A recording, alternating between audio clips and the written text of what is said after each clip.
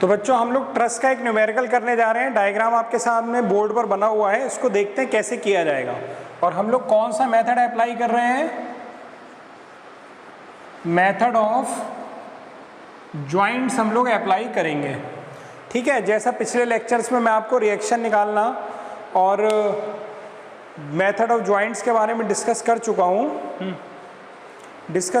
हूँ, उसी को हम लोग आगे बढ़ाएंगे। चलिए देखते हैं बच्चों।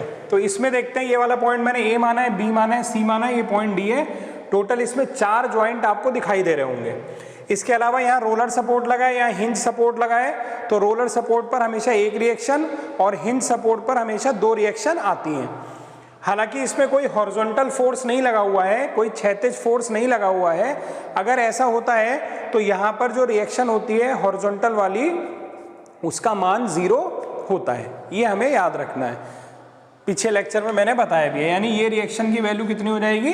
0 हो जाएगी। अब चाहे इसको बनाओ या ना बनाओ, अगर किसी फोर्स की वैल्यू जो है वो 0 है तो फिर आप चाहे उसको बनाएं या ना बनाएं, उससे कोई फर्क नहीं पड़ेगा। हालांकि चलिए मैंने बना लिया। अब हमें सबसे पहला काम क्या होता है ट्रस के सवालों में? हमें फाइंड करनी होंगी रिएक्शंस। हमें क्या फाइंड करनी होंगी? रिएक्शंस। और रिएक्शन फाइंड करने के लिए to find reactions use sigma fx0, sigma fy0 and sigma m0। ये 3 इक्वेशन आपको यूज करनी होंगी। तो चलिए सिग्मा fx0 करते हैं। तो x में कोई फोर्स आपको दिख रहा है? कोई फोर्स, एक फोर्स ये है और इसकी वैल्यू भी 0 है, तो कोई मतलब नहीं है।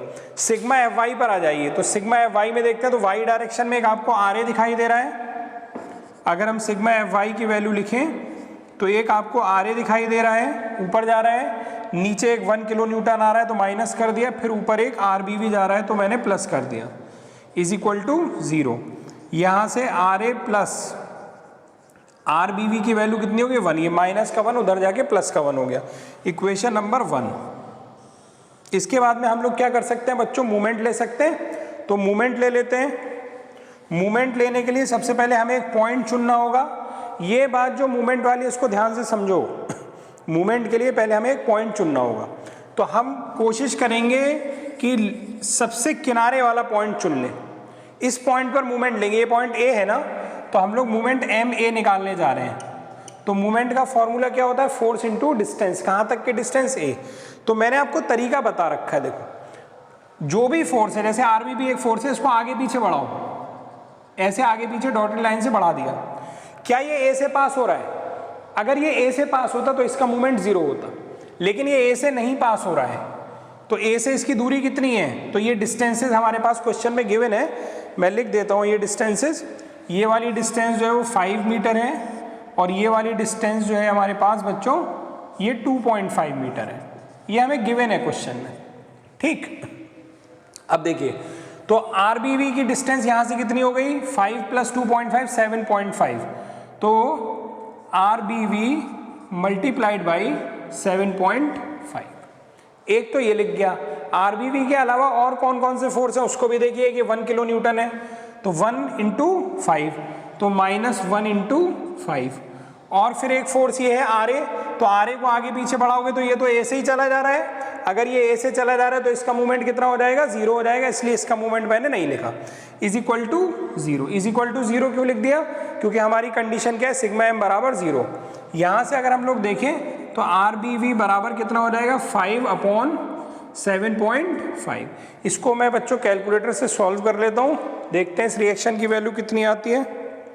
5 डिवाइडेड बाई 7.5, तो बच्चों ये आ रहा है 0.66 किलो न्यूटन। हाँ बोलिए बच्चों, बोलिए। अब सही है ना बच्चों? चलिए अब देखिए, कोई दिक्कत नहीं है। मूवमेंट फिर से बता दे रहा हूँ आपका, अगर मिस हो गया हो तो RBV मल्टीप्लाइड बाई 7.5 और 1 मल्टीप्लाइड बाई 5। ए पॉइंट पे मूवमेंट ले रहे हैं, वो मैंने लिख दिया। मैंने आपको मूवमेंट में एंटी क्लॉकवाइज और क्लॉकवाइज वाला फंडा बता रखा है अपने ट्रस के लेक्चर 1 में।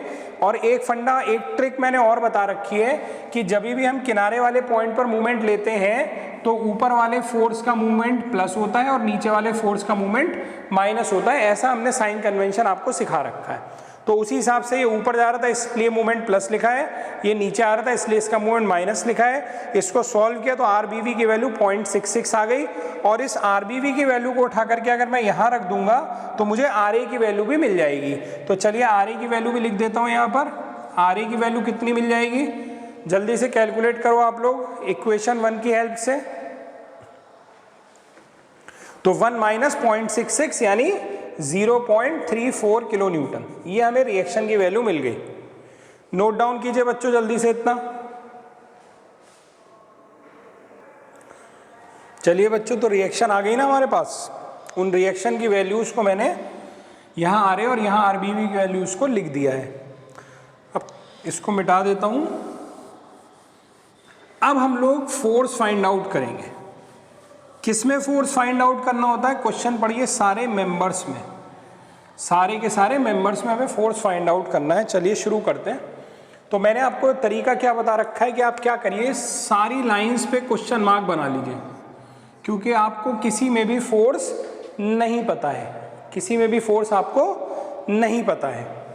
चलिए फिर आप देखेंगे कि एक जॉइंट ये है, 1 2 3 4। ध्यान से सुनना बच्चों, इसमें 4 जॉइंट है। पहले कौन सा जॉइंट लें, तो आप ये देखो कि उस जॉइंट से कितने क्वेश्चन मार्क जा रहे हैं। ट्रिक है मेरी ये, कभी गलत नहीं होगा। जो भी आप जॉइंट चूज करना, उससे या तो 1 क्वेश्चन मार्क जाना चाहिए या 2 क्वेश्चन मार्क जाने चाहिए, या तो 1 या 2 क्वेश्चन मार्क जाने चाहिए। जैसे मान लेते हैं अगर तुमने ये वाला जॉइंट सबसे पहले चूज किया तो यहाँ से कितने क्वेश्चन मार्क निकल रहे हैं, 1 2 3। नहीं, बेकार है ये, इसको लोगे तो सवाल में फंस जाओगे, सवाल सॉल्व नहीं हो पाएगा। यहाँ से देखो, अगर ये जॉइंट सबसे पहले लेते हो तो यहाँ से कितने निकल रहे हैं, 1 2 3, ये भी नहीं ले सकते। यहाँ से देखो कितने क्वेश्चन मार्क निकल रहे हैं, 1 2, ये ले सकते हैं। मैंने क्या कहा, हम लोग वो क्वेश्चन मार्क वो जॉइंट लेंगे जहाँ से या तो 1 या 2 क्वेश्चन मार्क निकल रहे हो। यहाँ से चेक करें कितने निकल रहे हैं, तो यहाँ से भी 1 और 2 क्वेश्चन मार्क निकल रहे हैं। ठीक है, तो सबसे पहले मैं जॉइंट ए ले लेता हूँ। जब आप जॉइंट ए लोगे तो जॉइंट ए पे ऐसे एक छोटा सा गोला बना लो, एक छोटा सा ऐसे गोला बना लो। रफ है ये, बहुत हल्का सा बनाना, ये तुम्हारे लिए है केवल। इस जॉइंट ए को यहाँ बनाता हूँ, ये है जॉइंट ए। अब देखो जरा जॉइंट ए पर क्या क्या फोर्स लग रहा है। तो जॉइंट ए पर एक नीचे से फोर्स आ रहा है 0.34 किलो न्यूटन का ऐसे। एक ये वाली लाइन है जो जो इस सर्किल के अंदर आ रही है, जो जो मैंने ये गोला बनाया है इसके अंदर आ रहा है वो सब बनेगा। तो एक लाइन ये जा रही है और एक लाइन ऐसे जा रही है, ये इस तरीके से। ये वाली लाइन का नाम क्या है, AC, तो इसके फोर्स का नाम रख देंगे FAC। समझ गए? AC नाम क्यों रखा, क्योंकि इस लाइन का नाम AC था इसलिए FAC। ये वाली लाइन का नाम क्या है, AD, इसलिए इसका नाम मैंने रख दिया FAD। फिर से सुनो, केवल इतना ही डायग्राम क्यों बना, जो जो लाइनें इस गोले के अंदर आ रही होंगी केवल वही बनेंगी और कोई नहीं बनेगी, ये ध्यान रखिएगा। ठीक है, ये वाला कोण आपको कितना दिया है, 30 दिया हुआ है। अब क्या करिए, FAD के कंपोनेंट कर दीजिए। तो FAD का इधर वाला कंपोनेंट क्या हो जाएगा, FAD cos 30, और एक इधर आ जाएगा वो हो जाएगा FAD sin 30। ठीक है बच्चों, ये x वाली लाइन हो गई हमारी और ये y वाली लाइन हो गई नीचे ऐसे। अब क्योंकि हमारे एजम्पशन थे कुछ, मैंने पहले वीडियो लेक्चर में बताए थे, तो उसमें एक एजम्पशन ये भी था कि जितने ट्रस हैं जो हम लोग आगे एनालिसिस करने वाले हैं वो सब परफेक्ट हैं। अगर वो सब परफेक्ट है तो वो हिल डुल नहीं सकते हैं, और अगर हिल नहीं सकते हैं इसका मतलब ना तो वो x में चलेंगे ना वो y में चलेंगे, यानी कि सिग्मा fx भी 0 होगा और सिग्मा fy भी 0 होगा, क्योंकि अगर वो x y में नहीं चलेंगे इसका मतलब वो स्टैटिक इक्विलिब्रियम में हैं। ठीक है, तो यहाँ से अब कर देते हैं सिग्मा fx 0 और सिग्मा fy 0। चलिए सिग्मा fx 0 इसका लिखते हैं। अगर मैं इसका सिग्मा fx 0 लिखूंगा तो देखिए क्या होगा, तो x में ये दोनों फोर्स जा रहे हैं और तो कोई जा नहीं रहा है, तो FAC plus FAD cos 30 is equal to 0। ये सिग्मा fx की इक्वेशन हो गई। सिग्मा fy की अगर इक्वेशन लिखेंगे तो FAD sin 30 ऊपर जा रहा है, sigma fy is equal to 0 अगर लिखेंगे तो FAD sin 30 ऊपर जा रहा है, तो ये प्लस का हो गया, और ये नीचे नहीं जा रहा है, इसका एरो का डायरेक्शन देखो, ये भी ऊपर जा रहा है ना। अगर ये भी ऊपर जा रहा है तो ये भी प्लस का लिखा जाएगा, तो plus 0.34 kilo newton is equal to 0, बल्कि किलो न्यूटन यहाँ लिखने की ज़रूरत नहीं है, 0.34 इज इक्वल टू 0। और मैंने आपको कुछ सिखा रखा है कि जो वैल्यू नोन होती है वो इक्वल टू के उस साइड लिखी जाती है, तो आपको क्या करना चाहिए, प्लस है उधर ले जाके सीधे डायरेक्ट माइनस के साथ लिख दो, ठीक है। बोलिए किसी को कोई दिक्कत हो रही हो तो। हमारी लाइव क्लास में जो जूम पे बच्चे हैं उनको कोई दिक्कत हो रही हो तो बोलिए। माइनस 0.34 हो गया। अब आप देखो, एक इक्वेशन आपके पास ये है और एक इक्वेशन आपके पास ये है, इसको हम कैलकुलेटर की मदद से कैलकुलेटर की हेल्प से सॉल्व कर सकते हैं। इक्वेशन में जाएंगे, A1 FAC इसमें नहीं है तो इसमें FAC की जगह 0 कर देंगे। A1 B1 C1 वाले मेथड से इसको हम लोग सॉल्व करेंगे कैलकुलेटर से। तो ज़रा मुझे आंसर बताइए बच्चों, क्या क्या आ रहे हैं। FAC कितना आ रहा है और FAD कितना आ रहा है, दोनों आंसर जल्दी जल्दी बताइए, तब तक मैं भी कैलकुलेट करता हूँ।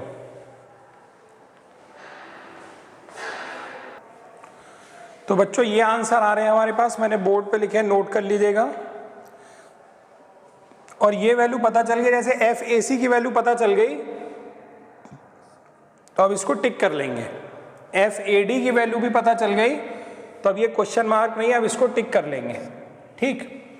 अब इस यहाँ से भी 2 क्वेश्चन मार्क जा रहे थे ना, तो अब इस वाले ज्वाइंट को ले लेते हैं, इस वाले ज्वाइंट को सॉल्व करते हैं बच्चों, ठीक है। तो इस ज्वाइंट को मैं बना दे रहा हूँ, बहुत ध्यान से देखिएगा आप लोग। ये वाला ज्वाइंट ये बना दिया मैंने। इस पर देखिए क्या क्या है, क्या क्या लाइनें बनेंगी, तो इस पर एक छोटा सा गोला बना लो। और अब देखो इस गोले के अंदर क्या क्या आ रहा है। तो एक तो ये वाली लाइन आ रही है, तो ये वाली लाइन बना दी। क्या नाम है इस लाइन का, देखो BC है ना, तो FBC। एक ये रिएक्शन आ रही है ऊपर की तरफ, RBB वैल्यू है 0.66। एक ये वाली तिरछी लाइन जा रही है BD, तो एक यहां पर ये वाली लाइन बना देते हैं। एंगल कितना दिया हुआ है, ये 30 दिया हुआ है, ठीक। ये वाला सोचेंगे ये क्यों नहीं बनाया, तो इसकी वैल्यू बच्चों 0 है इसलिए नहीं बनाया, अगर इसकी कुछ वैल्यू होती तो ये भी मैं बना देता, ठीक है। चलिए अब इसको सॉल्व करते हैं। तो इसके लिए इक्वेशन हमें बनानी होंगी, इसको मिटा दे रहा हूं। बस अपने आंसर हम लोग ध्यान रखेंगे, जो भी हमारे आंसर आए थे उसकी जरूरत पड़ेगी अभी हम लोगों को बाद में, ठीक है। हो गया होगा, इसी से हो जाएगी क्लास मेरी, ठीक है। चलिए आगे देखते हैं। इसके लिए सिग्मा FX करते हैं, तो कंपोनेंट करना पड़ेगा ना हम लोगों को, नहीं करना पड़ेगा। किसका कंपोनेंट करना पड़ेगा, जल्दी बताइए, किसका कंपोनेंट करना पड़ेगा, जो फोर्स तिरछा होगा, जो फोर्स X और Y में नहीं होगा, यानी FBD का हमें कंपोनेंट करना पड़ेगा, ठीक है ना बच्चों। तो कर देते हैं। तो FBD का एक कंपोनेंट इधर आ जाएगा, FBD cos 30, और एक इधर आ जाएगा FBD sin 30, ओके। अब सिग्मा FX 0 करते हैं, तो ये दोनों फोर्स इस डायरेक्शन में आ रहे हैं, तो यानी minus FBD cos 30 minus FBC is equal to 0। Sigma FY 0 करते हैं, दोनों ही ऊपर जा रहे हैं, तो प्लस का FBD sin 30 और प्लस का 0.66, उधर जाके माइनस का 0.66, क्योंकि जो वैल्यू नोन होगी वो इक्वल टू के हम लोग उधर लिखेंगे। अब यहां पर फिर देखिए, इसको इक्वेशन 1 मान लेता हूं, इसको इक्वेशन 2 मान लेता हूं, और इन दोनों इक्वेशन को फिर से कैलकुलेटर के A1 B1 C1 वाले मेथड से अगर सॉल्व करता हूं तो मुझे यहां पर वैल्यू मिल जाएगी किस किस की, FBD की वैल्यू मिल जाएगी और मुझे वैल्यू मिल जाएगी FBC की, ये वैल्यू मुझे मिल जाएंगी। कैलकुलेट करो जल्दी से। तो बच्चों इसको कैलकुलेट करके जो आंसर आ रहे हैं वो FBD की वैल्यू इतनी और FBC की वैल्यू इतनी आ रही है, और ये आंसर ना साइड में लिखते भी चलते हैं कहीं। FBD की वैल्यू आ रही है -1.0 32। बच्चों जो पीछे आंसर अभी निकाले थे वो भी ज़रा मुझे चैट में लिख के दे दो। और एफ बी सी की जो वैल्यू आई है वो आई है 1.14। और पीछे अभी हम लोगों ने आंसर निकाला था एफ ए सी का,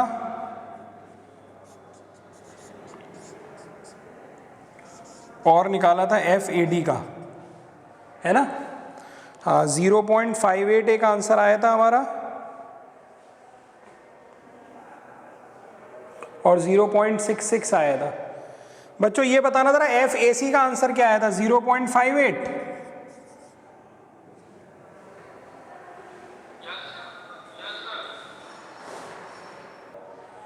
चलिए, तो मैंने चारों आंसर जो है यहाँ पर लिख भी दिए हैं, और ये दो आंसर भी कैलकुलेट कर लिए। कौन कौन से? बीसी, तो अब बीसी वाले क्वेश्चन मार्क को टिक कर लीजिए, बीसी वाला क्वेश्चन मार्क ये था। और बीडी, तो बीडी वाली लाइन ये है, तो बीडी को टिक कर लीजिए, ठीक है। सारे क्वेश्चन मार्क जब तक टिक नहीं हो जाएंगे तब तक सवाल नहीं होगा। अब देखो एक बच गया है, ये वाला बच गया है।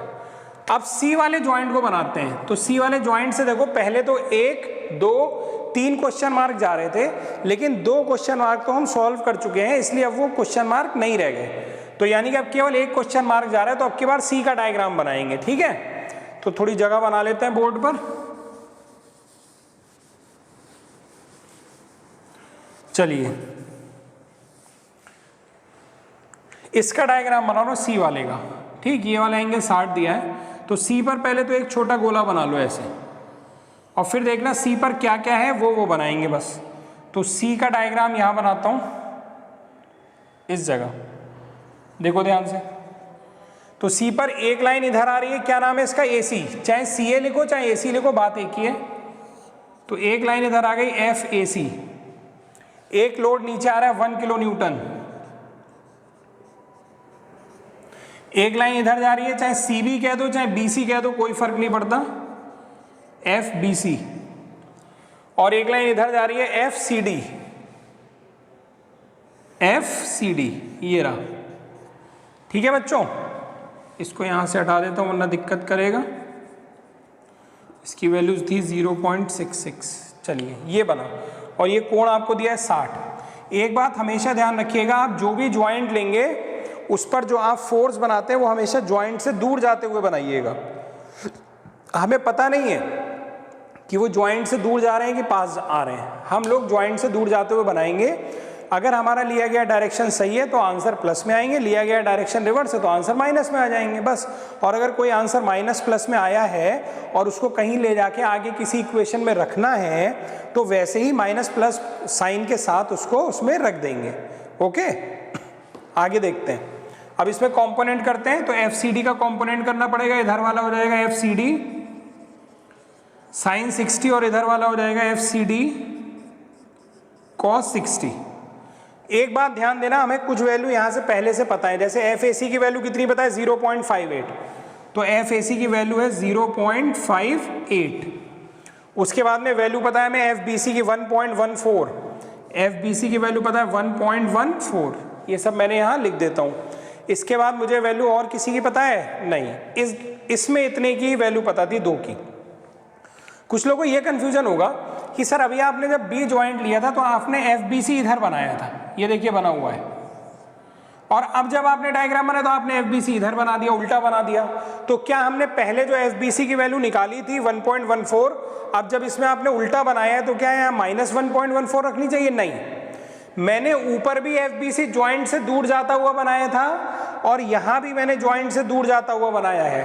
ट्रस्ट के सवालों में साइन कन्वेंशन ऐसे ही लिया जाता है कि अगर आपने दूर जाते हुए बनाए हैं तो जो उसकी वैल्यू आई थी वही रखी जाएगी। एक सिंपल फंडा, ज्यादा सोचना ही नहीं है। जो वैल्यू जैसी आई है उसको एज इट इज रख देना है, और सारे फोर्स हमें ज्वाइंट से दूर जाते हुए बनाने हैं, ये ध्यान रखना है। चलिए, इसका कंपोनेंट हमने कर लिया। अब सिग्मा एफ एक्स और सिग्मा एफ वाई 0 करते हैं। चलिए, सिग्मा एफ एक्स 0 कर रहा हूं, ये है सिग्मा एफ एक्स। तो इधर देखें, minus F C D cos 60, फिर एफ ए सी इधर आ रहा है यानी माइनस 0.58, और ये उधर जानी प्लस 1.14 इज इक्वल टू 0। जो वैल्यू नोन होती है वो हम लोग इक्वल टू के उधर कर लेते हैं ना, कर लेते हैं। चलो तो minus F C D cos 60 बराबर हो जाएगा माइनस का 1.14 प्लस का 0.58। अब इसको हम लोग सॉल्व करके एफ सी डी की वैल्यू निकाल लेंगे, नहीं निकाल लेंगे भाई। इसको सॉल्व कर लेना, cos 60 से डिवाइड कर देना, एफ सी डी यहीं से आ गया और बचा भी केवल एफ सी डी था। तो एफ सी डी टिक हो गया, तो आप देखो सारे क्वेश्चन मार्क मेरे टिक हो गए, यानी सवाल खत्म। सारे सवाल हमारे, सारे मेंबर के फोर्स पता हो गए, यानी सवाल हमारा खत्म। तो इसकी वैल्यू जल्दी से कैलकुलेट कर लेते हैं हम लोग।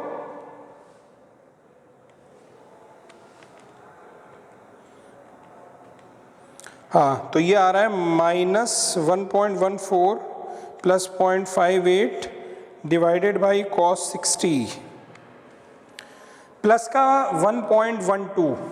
एफ सी डी की वैल्यू आ रही है प्लस का 1.12 किलो न्यूटन, ये आ रहा है।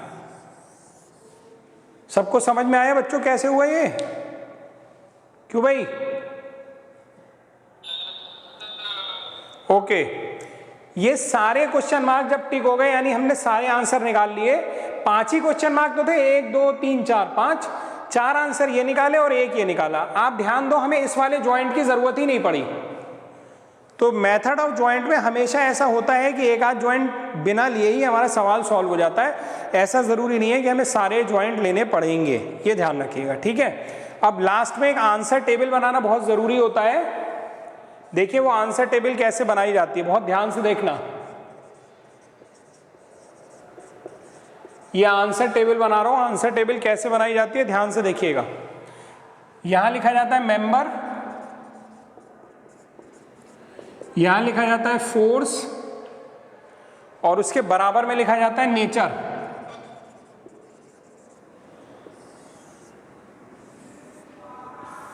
ये 3 चीजें होती हैं, मेंबर, फोर्स और नेचर। सबसे पहले आप कोई भी मेंबर, जैसे उसमें मेंबर हैं कितने आप गिन सकते हो कि कितने मेंबर हैं,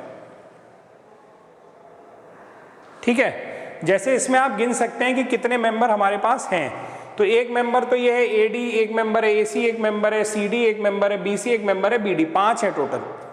तो पांचों को बारी बारी से नाम लिख लेते हैं। जैसे मैंने सबसे पहले मेंबर लिख लिया एसी, फिर मैंने लिख लिया एडी, फिर मैंने लिख लिया बीसी, फिर मैंने लिख लिया बीडी और फिर मैंने लिख लिया सीडी। ये 5 मेंबर हैं। फोर्स कितना है एसी वाले में? फोर्स कितना है ढूंढो। एसी वाले में है 0.58, तो एसी वाले के आगे लिख दो 0.58, ठीक है। उसके बाद एडी में कितना फोर्स आया है? तो एडी में है -0.68, तो लिख दो -0.68 किलो न्यूटन। बीसी में कितना फोर्स आया है? बीसी में आया 1.14 kilo newton, 1.14 kilo newton. BD में कितना फोर्स आया है? बीडी में -1.32, तो -1.32 किलो न्यूटन। सीडी में कितना फोर्स आया है? ये निकाला है, प्लस का 1.12 किलो न्यूटन, 1.12 किलो न्यूटन। जो फोर्स प्लस के होते हैं वो टेंशन के फोर्स हैं, जो फोर्स माइनस के होते हैं वो कंप्रेशन के फोर्स हैं। इसलिए प्लस वाले के आगे नेचर लिखा जाएगा टी, या टेंसाइल फोर्स, या टेंशन भी लिख सकते हैं या टेंसाइल भी लिख सकते हैं, बात एक ही है। माइनस वालों के आगे बच्चों क्या लिखा जाएगा? माइनस वालों के आगे लिखा जाएगा सी भी लिख सकते हैं या कंप्रेशन भी लिख सकते हैं। तो प्लस वाले के आगे टी, माइनस वाले के आगे सी। फुल फॉर्म मैंने ऊपर लिखी है, टेंशन, कंप्रेशन या टेंसाइल भी लिख सकते हैं। ये टेबल आपके आंसर ऐसे लिखे होने चाहिए, ओके। तो ये सवाल, अच्छा अब इस टेबल में आप चाहो तो यहाँ माइनस लगाओ या ना लगाओ, उससे फर्क नहीं पड़ता। ये मालूम है कि अगर यहाँ कंप्रेशन लिखा है तो फिर ये आंसर माइनस में ही आए होंगे, ओके। चलिए नोट कर लीजिए इसको।